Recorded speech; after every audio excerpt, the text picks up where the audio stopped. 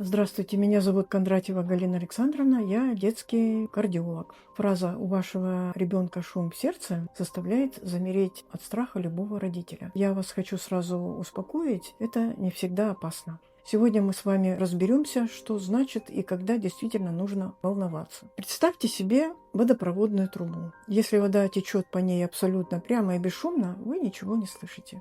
Но если поток встречает изгиб или сужение, возникает турбулентность, завихрение, которое создает шум. Также и сердце. Чаще всего шум – это просто звук тока крови через абсолютно здоровое детское сердце. Это называется функциональный шум. Почти 90% всех шумов у детей функциональные. Они не связаны с пороком сердца и не мешают ребенку расти и развиваться, и не требуют никакого лечения. Чаще всего проходят сами с возрастом. И лишь около 10% шумов могут указывать на структурные изменения, порок сердца или другие аномалии. И задача детского кардиолога – отличить один от других. Мы делаем УЗИ сердца, ЭКГ и осмотр врача. Как мы это делаем? Есть золотой стандарт диагностики. Во-первых, это эхокардиография, УЗИ сердца. Это абсолютно безопасный, безболезненный метод, который позволяет нам буквально заглянуть внутрь и увидеть все структуры сердца. Во-вторых, ЭКГ, которая оценит электрическую активность. И, конечно, осмотр и аускультация, мой профессиональный слух уже на первом приеме может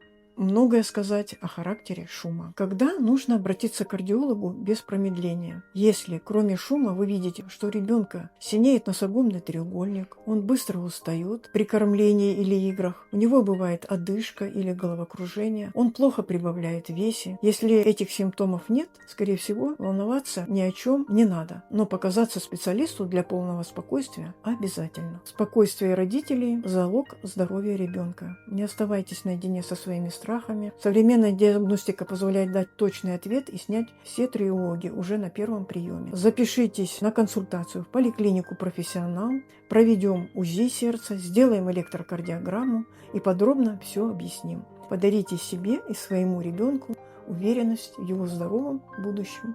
Жду вас.